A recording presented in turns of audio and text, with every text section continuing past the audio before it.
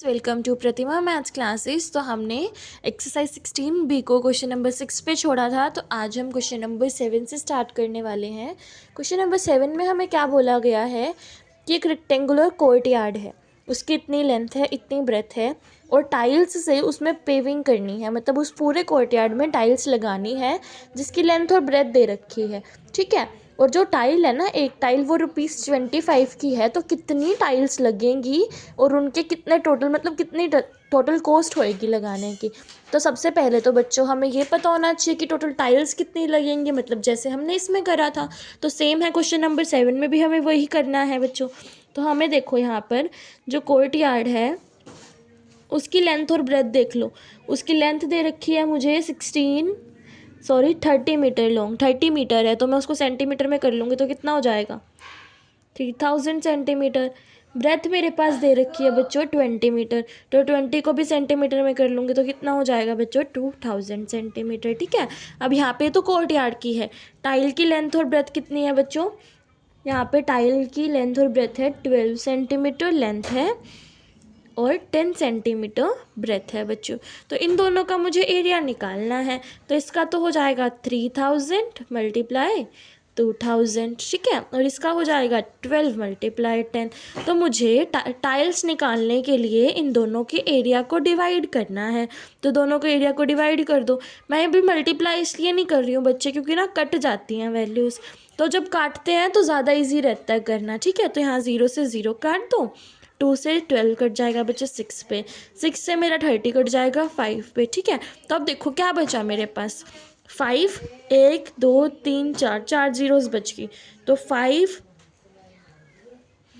4 ही है ना बच्चे, हाँ 4 0, 50,000। तो मतलब कितनी टाइल्स लगेंगी बच्चे 50,000 टाइल्स लगेंगी।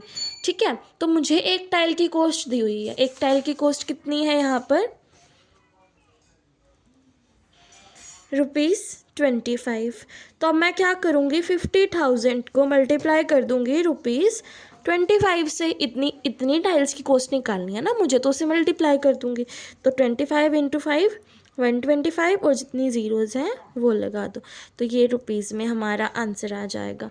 ठीक है, ये हमारा रिक्वायर्ड आंसर है इस क्वेश्चन के लिए।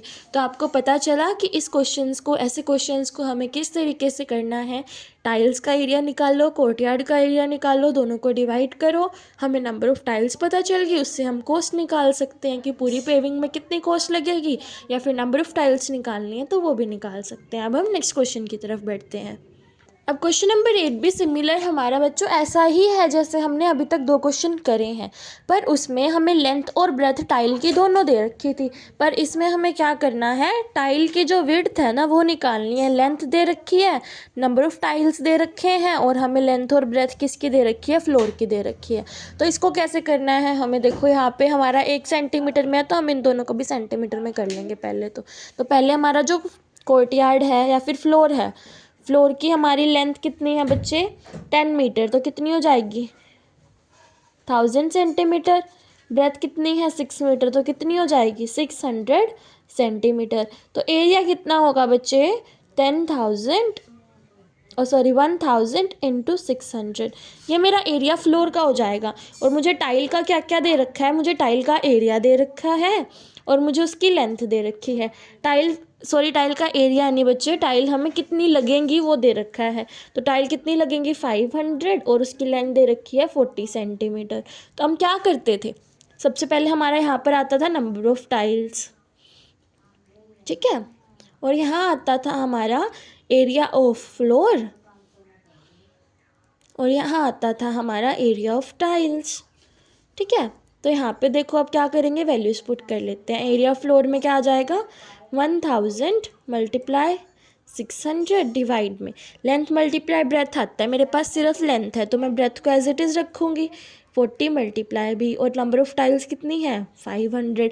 मेरे पास सारी वैल्यूज़ है तो भी इजीली निकल जाएगा बच्चे। यहाँ से 0 से 0 काट दो बच्चे यहाँ, और यहाँ से हमारा और क्या कट रहा है वैल्यूज़, 4 से हम 60 काट सकते हैं। ठीक है, 15 पे कट जाएगा, यहाँ से 4 पे 60, तो ये कट गया।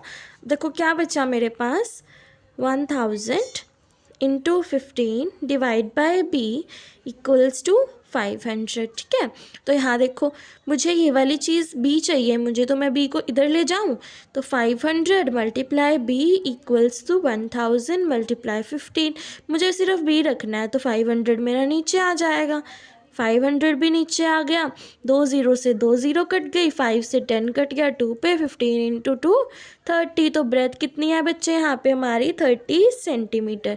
ये हमारा इसका क्या हो जाएगा आंसर। तो ऐसे क्वेश्चंस को हमें इस तरीके से करना है। अगर आपको ये क्वेश्चन ईजी लग रहे हैं, ये भी ईजी लग रहा है, तो आप ज़रूर कमेंट में बताएं। अगर आपको इसमें कोई भी दिक्कत है, कोई भी क्वेश्चन में कोई भी वे में, you can let me know in the comment section, I will probably solve your problem. Question number 9 में हमें बच्चे क्या बोला गया है कि एक रेक्टेंगुलर फील्ड है, उसकी डायमेंशंस मेरे पास ये हैं, पेरीमीटर जो इक्वल है रेक्टेंगल का स्क्वायर के। तो मेरे को पेरीमीटर ऑफ स्क्वायर निकालना है। यहाँ मुझे स्क्वायर की कोई भी साइड कुछ भी नहीं दे रखा है, तो सबसे पहले तो हमें स्क्वायर की साइड निकालनी पड़ेगी। तो मुझे पहले आप लिखो कि क्या क्या मेरे पास अवेलेबल है। लेंथ ऑफ रेक्टेंगल है बच्चे, लेंथ ऑफ रेक्टेंगल कितनी है मेरे पास 25 मीटर, और ब्रेथ कितनी है 15 मीटर। पेरीमीटर का फॉर्मूला क्या होता है रेक्टेंगल के,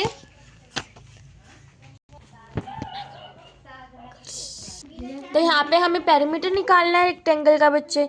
तो जो मेरा पेरीमीटर है ना रेक्टेंगल का, वो किसके इक्वल है, पेरीमीटर ऑफ स्क्वायर के। तो फॉर्मूलेज लगाओ अब, 2 इंटू एल प्लस बी, और यहाँ आ जाएगा 4 मल्टीप्लाई एस।